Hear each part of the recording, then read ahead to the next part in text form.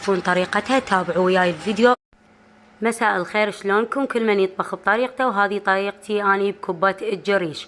فاول بداية نحتاج الجريش اللي يكون بهذا الشكل، تكون الحباية مالته ناعمة باللون الاصفر وبيها بعض الحبوب البيضاء بهذا الشكل، مو البرغل، اسمه جريش. وهذا جاهز اني اشتريه كامل، هو مخلوط، اسمه النورس. اذا تحبون تشترون من هذه النوعية هو يكون جاهز وكامل، فقط تبدون تطبخوه. راح اضيف له رشة من الفلفل الاسود ينطي نكهة كلش طيبة، مع اضافة الكركم حتى ينطي لون اصفر للجريش، واضافة ملح.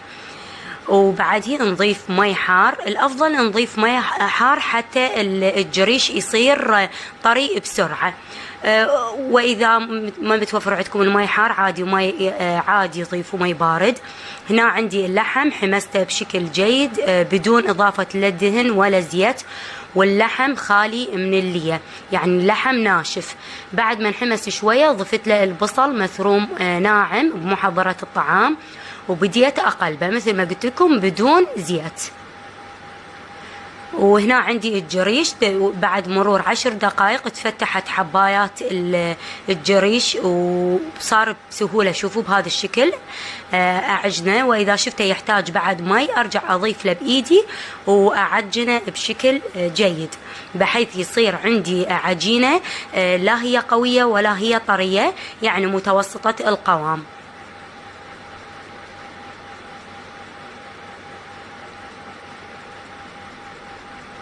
وعلى هذا الشكل صار عندي الجريش. بعده هنا بعد ما انحمس عندي البصل واللحم ضفت بهارات الكبة، وراح ابدي اضيف زنجبيل ينطي طعم كلش طيب للكبة، البعض يسموه العرق الحار. واضيف ماستردة او البعض يسموه خردل، واكيد الملح، واقلب كل هذه المواد مع بعض.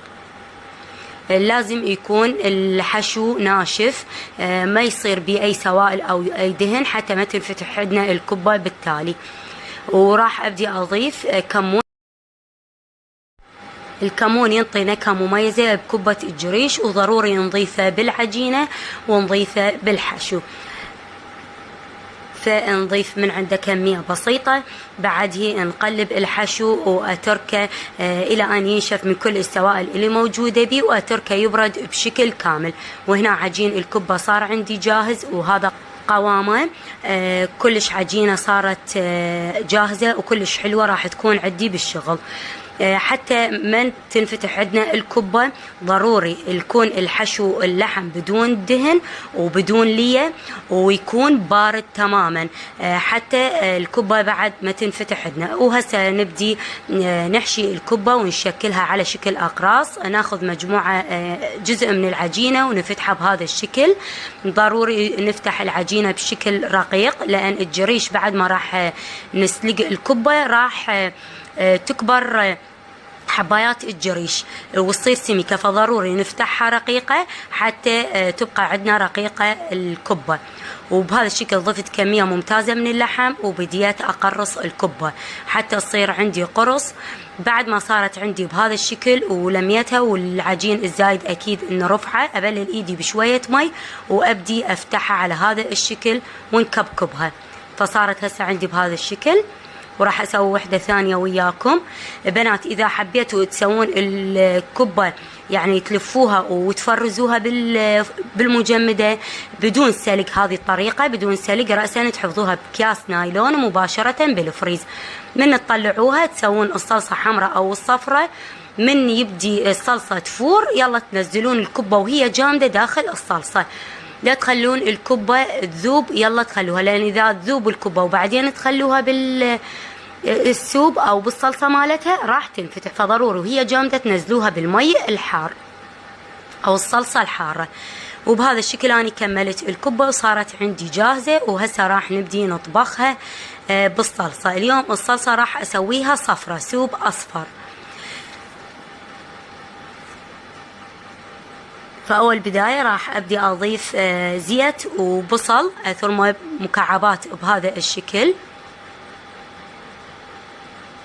واضيف كمون صحاح. الكمون كلش ضروري بالكبة مثل ما قلت لكم، لان الجريش او الكبة بصورة عامة تكون ثقيلة، فالكمون كلش زين على الامعاء. وبعد ضفت ثوم وبصرة مطحونة واعطيهم حمسة بسيطة، يعني تقليبة بسيطة. بعدها ابدي اضيف الكركم واضيف العدس غاسلته وكامل عندي. وهسه ابدي اضيف مي مغلي واترك العدس الى ان يستوي بشكل كامل عندي. وهسه بعد ما بدا يغلي عندي المي واستوى العدس، يعني السوب استوى، بديت انزل الكبة واتركها الى ان تستوي. شلون نعرف الكبة استوت؟ من اشوف الكبة ارتفعت باعلى الجدر، يعني بهذا الشكل معناها استوت عندي الكبة وصارت جاهزة. هسه راح ابدي اقدمها، وهذا شكلها النهائي بعد ما قدمتها، وشكلها كلش حلو وطعمها كلش طيب. وهذا شكلها من الداخل وتكون رقيقة وبنفس الوقت كلش هشة وكلش طيبة. فمن تضيفوا لها العدس هم ينطيها طعم كلش طيب ومميز.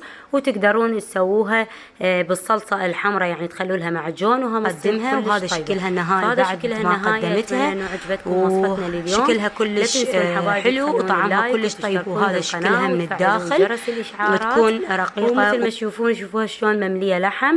وهنا القسم الثاني من الكبة اني سويتها بهذا الشكل، يعني كبة دائرية، كبة السراي. حتى شنو اسويها للصلصة الحمراء، لان دائما احب الكبة اللي تكون كبيرة، كبة السراي اسويها بالصلصة الحمراء. فلهذا القسم الثاني من الكبة البقع عندي سويتها بهذا الشكل، شكلته. وهنا شوفوا هذه الاناناساية، وقت الاناناس هسه ما شاء الله متوفر بالسوق واسعار يعني مناسبة، فجبناها قلت خليها اشوفكم اياها.